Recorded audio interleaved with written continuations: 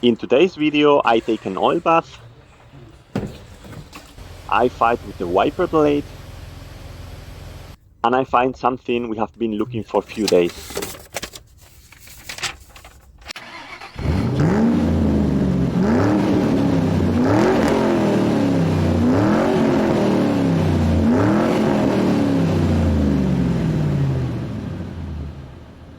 Hello everyone, I am David and this is my channel, DGL Auto Service. In this video I am going to do the service on my 2016 Kia Niro hybrid. It has 123,000 kilometers right now and is therefore due for the 120,000 kilometer service. This consists of changing the engine oil, an oil filter, cabin filter, changing the brake fluid, which I will do in the next video, and the clutch actuator fluid. Additionally, I am going to change the engine air filter and the windshield wiper blades. Let's get to it. First things, of course, is to open the hood, lift the oil dipstick a little and open the cap in order to ensure a good emptying of the engine.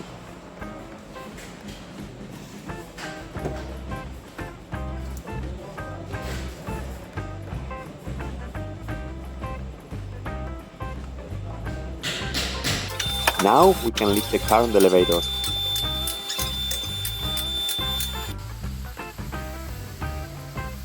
Now we go to the bottom part. We have to remove those two screws from the cover that says engine oil, where the drain plug is located.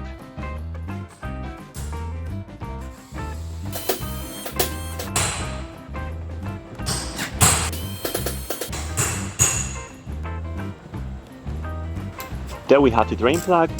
We go for it with the wrench to loosen it and then carefully remove it with our hands so as not to get too dirty and above all not to burn ourselves.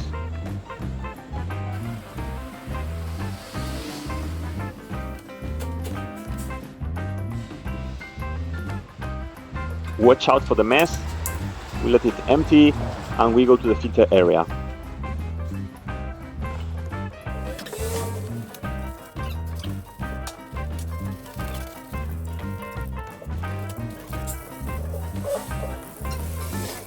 To access the filter, you must remove these three screws from the cover that says oil filter.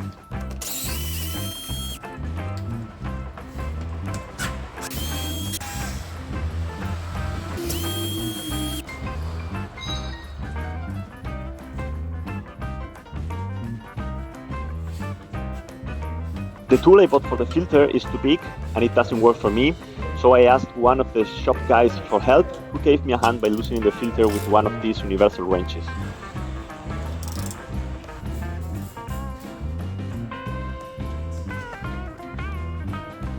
Once the filter is loosened, we unscrew it by hand.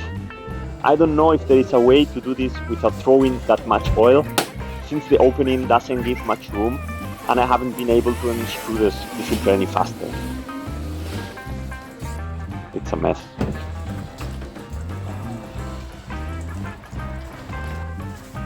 Now we clean the filter and screw housing, although it's still dripping.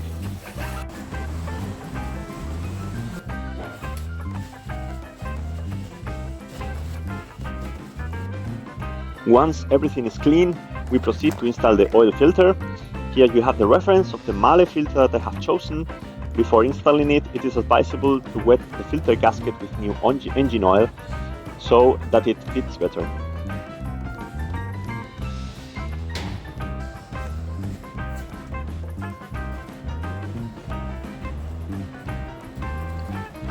And then just screw it into its housing and press it with your hand until you can't do it anymore. That's enough.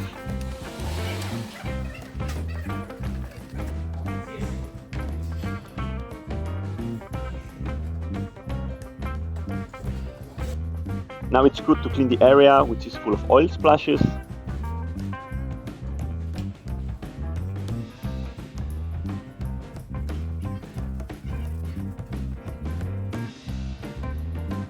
We put the cover with the 3 screws and filter done.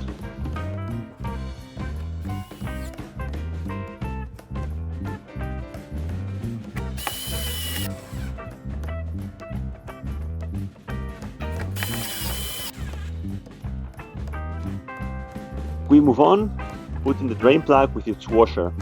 The manual recommends getting in a new washer. I have decided to also install a new plug, since the original one had a somewhat marked head. Besides, it costs just like €1 or so. The first thing is to tighten the screw by hand to ensure that the thread fits well, and then we tighten it with a torque wrench.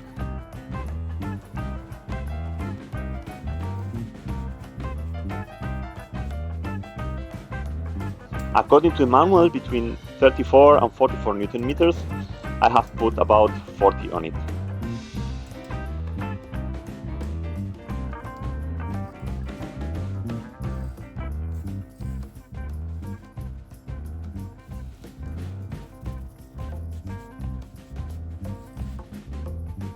Finally, we put the cover on with the 2 screws, and we are done down here.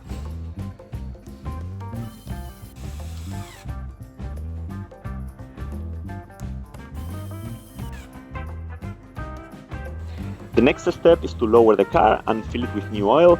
According to the manual, 3.8 liter fits. So first we add between 3 and 3.5 and check the level with the dipstick. We fill until the dipstick is at its maximum and start the engine so that the new oil passes through all the cavities. After about 5 minutes, we turn off the engine and check the level again, which will surely have dropped. So we fill it to the maximum, and that's it.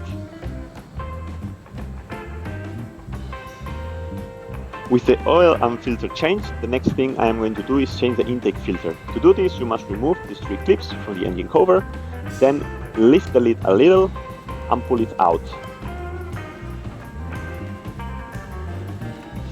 There we have the filter.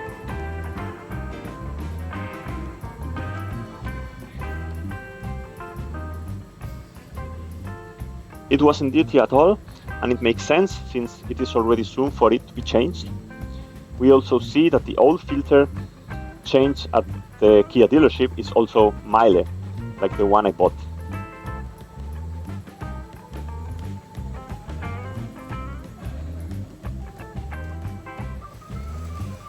I take the opportunity to vacuum it and clean the filter box with a plastic cleaner.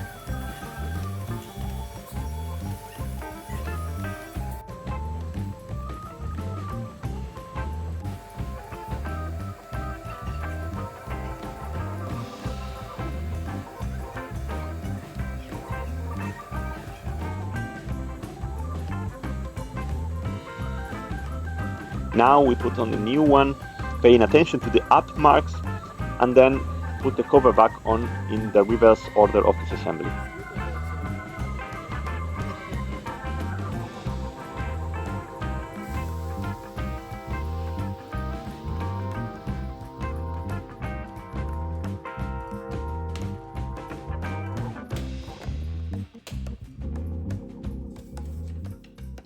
The last thing we are doing today under the hood is to change the clutch actuator fluid.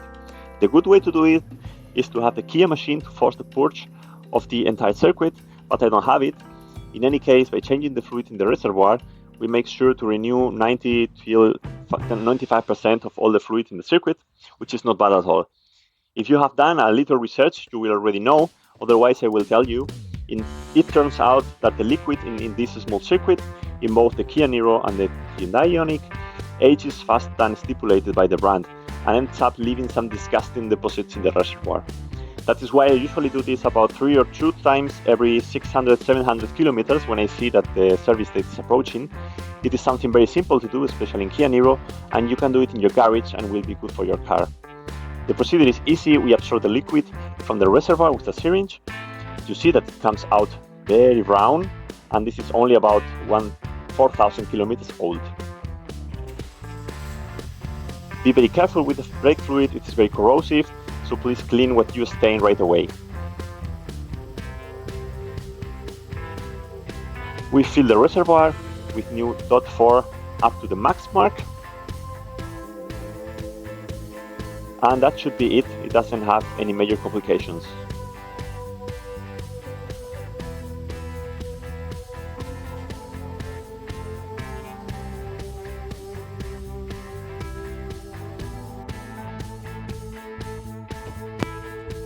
Now we go inside to change the cabin filter, which is located behind the glove box.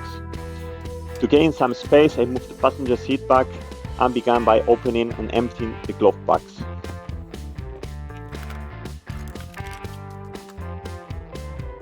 To remove the two stops from the glove box, turning them 1/4 turn, and the second one,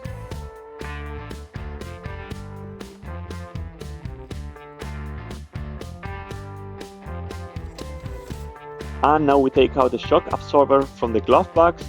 We now have access to the filter cover.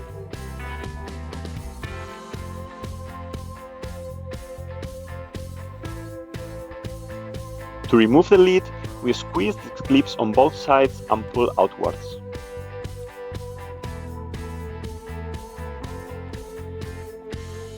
This filter was actually dirtier than the other one. We can now put a new filter. In my case, I bought a MAN filter.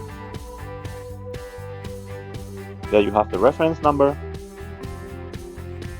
You have to be careful to place the filter correctly with the arrows that mark the air flow pointing downwards.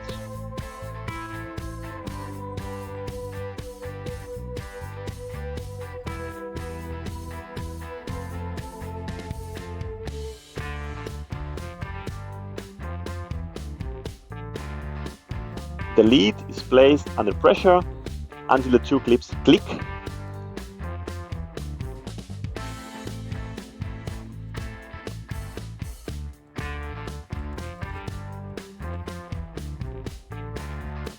We put then the glove box back in its place, doing the reverse process.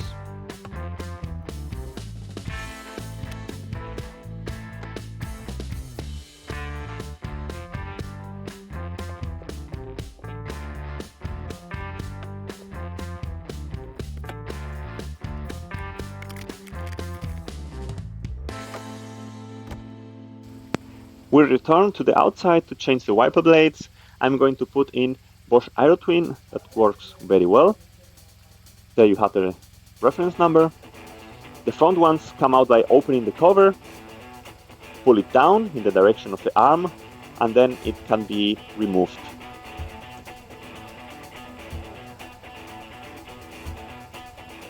The same with the right one.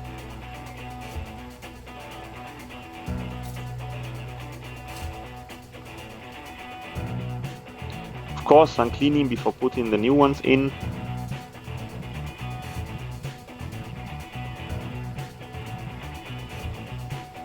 And the same process as the disassembly, but in reverse order.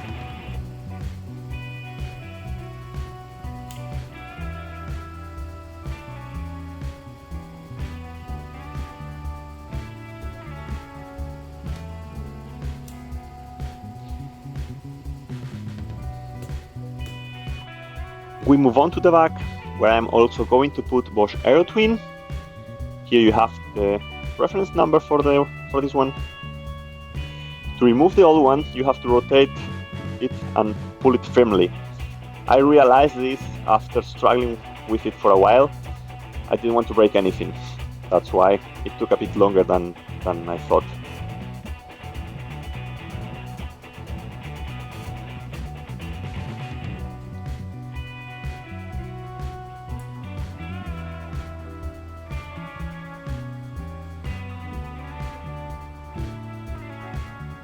There you have it, rotating and pulling out.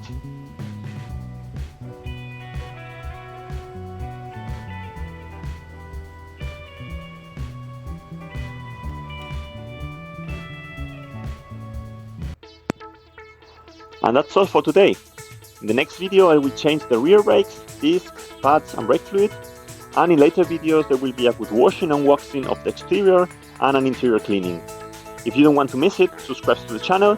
If you liked it, give it a like. And if you have any doubts, questions or suggestions, you can leave a comment and I will try to improve in the next videos. Have a good day. Bye bye.